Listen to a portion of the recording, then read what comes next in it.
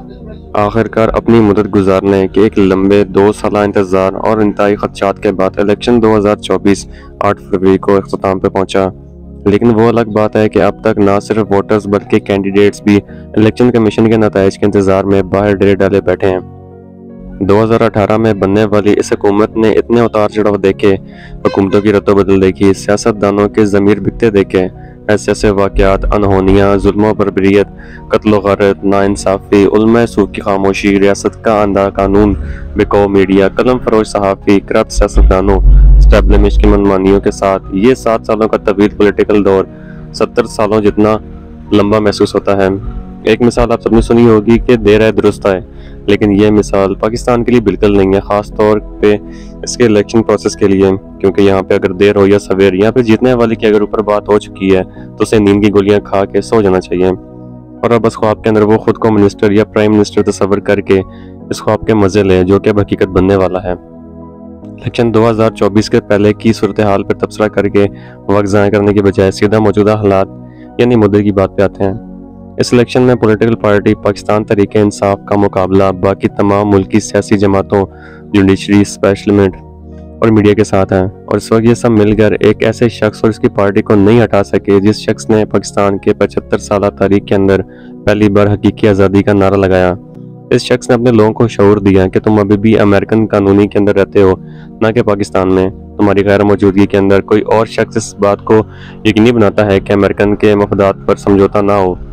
इस शख्स ने गली मोहल्ले के अंदर रहने वाले सब्जी फरोश, एक चाय वाले और एक अमीर तरीन ताजर को ये शऊर दिया कि तुम्हारे वसाइल के अंदर कमी नहीं है, बल्कि तुम्हारे अशराफियाँ हैं जो सिर्फ 1% होकर भी तुम्हारे मुल्क की दौलत को लूट लूट कर खा गई है और बाकी बची दौलत को अपने बैरून मुल्क जायदादें बनाने के अंदर अभी भी उड़ा रही है। वो कहता है कि एक अमेरिकन शख्स की भी जान इतनी ही कीमती है जितना मेरे लोगों की है, लिहाजा मैं अपने मुल्क पर कभी भी ड्रोन हमले नहीं करने दूंगा। वो कहता है कि ताकतवर को भी इसी कानून के नीचे लाऊंगा जिसके नीचे गरीब के बच्चे को गुजरना पड़ता है। वो कहता है कोई शख्स भी इलाज से महरूम ना हो, कोई शख्स भी भूखा ना सोए, मेरी कौम का कोई भी शख्स कैंसर से ना मरे,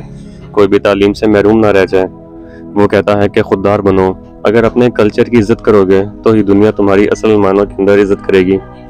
आज़ाद फैसले करो, इकबाल के शाहीन बनो ताकि दुनिया तुम्हारी सही मानों के अंदर इज्जत कर सके। इस इतने संगीन जुर्म के इस शख्स को इतनी बड़ी सजा दी गई है कि आज वो शख्स अडयाला जेल के अंदर कैदी नंबर 804 के नाम से मौजूद है, जिस पर कौमी मुल्की सलामती को नुकसान पहुंचाने वाले साइफर यानी जिसे कोडिंग लेटर कहते हैं और दो मुल्कों की हुकूमतें इसे सफारती तौर पर आपस में बातचीत के लिए और पैगाम के लिए इस्तेमाल करते हैं। इसे लीक करने, तोशाखाना में कीमती घड़ी ना जमा करवाने और इद्दत में निकाह जैसे घटिया इल्जामात पर तकरीबन 30 साल की सजा सुना दी गई है और इसकी पार्टी को तोड़ा गया, इसके कारकुनों लीडरों को उठाकर जेल में डाला गया, इनसे जबरदस्ती प्रेस कॉन्फ्रेंसेस करवाई गई, इनसे पार्टी का निशान छीन लिया गया, इसे घर वालों की गिरफ्तारी से डराया गया, स्कैंडल बनाया गया। लेकिन वो कहता है कि ना तो मैं डील करूंगा ना बाहर भागूंगा, क्योंकि मेरे लिए गुलामी से बेहतर है मौत। मेरे करीबी सोर्स के मुताबिक इमरान खान ने खुद जेल जाना इसलिए पसंद किया क्योंकि सीक्रेट इन्फॉर्मेशन थी कि इनकी जान को शदीद खतरा है। अगर वो इन हालात के अंदर जेल ना जाते तो शायद इनको किसी भी वक्त कत्ल कर दिया जाता, जैसे कुछ अर्सा पहले ने वजीराबाद के अंदर एक शूटर ने कत्ल करने के लिए फायर किया, लेकिन वो मौजूदा तौर पर बच गए। ये सब कुछ मैं अपनी तरफ से नहीं कह रहा, बल्कि ग्राउंड रियलिटीज की बात कर रहा हूँ जिनसे आप डिनाई नहीं कर सकते, क्योंकि ये सब कुछ रिकॉर्ड पर मौजूद है। जबकि इसके अपोजिट साइड पर हम देखते हैं कि मुल्क को लूट कर बाहर जायदादें बनाने वाले, इनका इलाज, बार, खाना पीना, तालीम सब कुछ बैरून ममालिक होता है, लेकिन सियासत करने के लिए ये पाकिस्तान में आ जाते हैं। अब तक की मौजूदा सूरत हाल के अंदर मुताबिक का इलेक्शन का मुकम्मल नतीजा नज़र नहीं आ रहा, बल्कि 50% से ज़्यादा नतीजों के मुताबिक पीटीआई की आज़ाद उम्मीदवार इस वक्त हर जगह एक वाज़ह अक्सरियत से लीड कर रहे हैं। यहाँ के कीपी की पंजाब के अंदर इनकी वाज़ह अक्सरियत नज़र आ रही है, जबकि दूसरे नंबर पर पाकिस्तान मुस्लिम लीग और तीसरा नंबर है पाकिस्तान पीपल्स पार्टी का, जो कि सिंध और बलूचिस्तान के अंदर इंतहाई मजबूत हालत के अंदर जीती हुई नजर आ रही है। लेकिन कुल मिलाकर इस वक्त सूरत हाल ये है कि कोई भी पार्टी इस वक्त वाज़ह अक्सरियत नहीं ले सकी कि एक मजबूत हुकूमत बना सके, एक ऐसी हुकूमत जो मांगे तांगे के लोगों की बजाय या बाकी पॉलिटिकल पार्टी से इल्हाक करने के बावजूद खुद कर सके। और अगर एक बार फिर से ये लूली लंगड़ी हुकूमत बना दी जाती है तो इसका फिर से वही हाल होता है जो कि पिछले 75 सालों से होता आ रहा है, यानी ये अपनी मदद पूरत नहीं कर सकते हैं।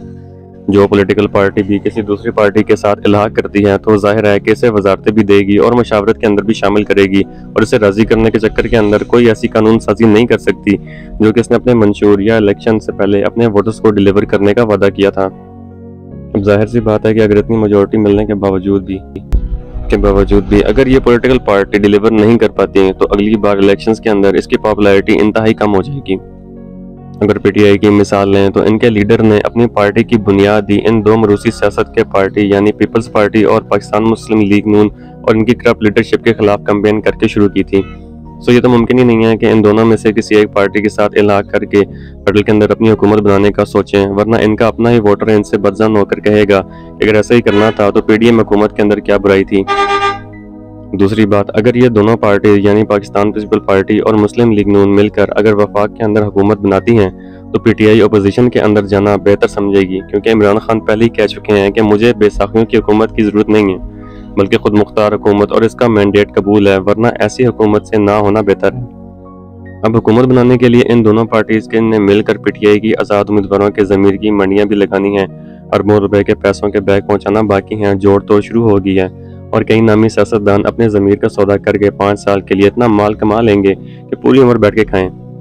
अगर इस तरह से वफाक के अंदर इन दो पार्टीज की हुकूमत बनती है तो ये इंतहाई कमज़ोर हुकूमत होगी, ये आलमी एतमाद को हासिल नहीं कर सकेगी, जिसका मतलब है कि दुनिया आपके मुल्क के अंदर पैसा इन्वेस्ट करने से डरेगी।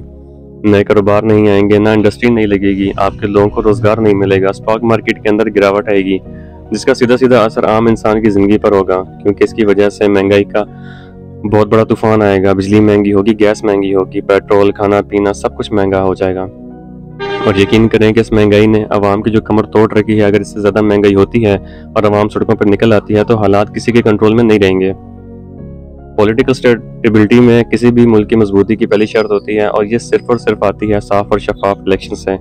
मेरे तजिए के मुताबिक अगर मौजूदा हालात के अंदर ये दो पार्टीज हुकूमत बनाती हैं तो ऐसी हुकूमत मुश्किल से मुश्किल 6 महीने निकाल पाएगी, और अगर इसको लंबा खींच भी लिया जाए तो मैक्सिमम 2 से 2.5 साल, जो कि हमेशा से चलता आ रहा है। यानी एक बार फिर से वही पॉलिटिकल इंस्टेबिलिटी। इमरान खान के दौर में इलेक्शंस के इस प्रोसेस को डिजिटलाइज कर दिया गया था और गैर मुल्कियों को, जो कि 1 करोड़ के करीब हैं, वोट का हक दिया गया था, लेकिन इस सब को बदल दिया गया। और आज 2024 के अंदर सूरत हाल ये है कि हम पिछले 75 साल के दौर के अंदर जी रहे हैं, क्योंकि हर 5 साल के अंदर हम स्टाफ, सिक्योरिटी, प्रिंटिंग, तनख्वाहों पर आवाम का अरबों रुपए का टैक्स ज़ाया करते हैं, जबकि इसकी बजाय यूरोप और अमेरिका के अंदर और इवन के हमारे हमसाया मुल्क भारत के अंदर भी एक शख्स अपना डिजिटल मशीन से अंगूठा लगाकर अपना वोट कास्ट करके घर आ जाता है। ना कोई शख्स धांधली का इल्ज़ाम लगाता है और ना ही कोई इंसाफ के लिए अदालतों के चक्कर। एक बार फिर से धांधली का शोर है, एक बार फिर से नताइज बदले जा रहे हैं, रातों रात सिस्टम बिठा दिया गया है, कोर्ट के हुक्म के खिलाफ वर्जी करके भी पूरे दिन नेटवर्क और इंटरनेट सर्विसेज को बंद कर दिया गया, और लोग फिर भी पूरी उम्मीद है कि उनके मैंडेट को तस्लीम किया जा रहा है।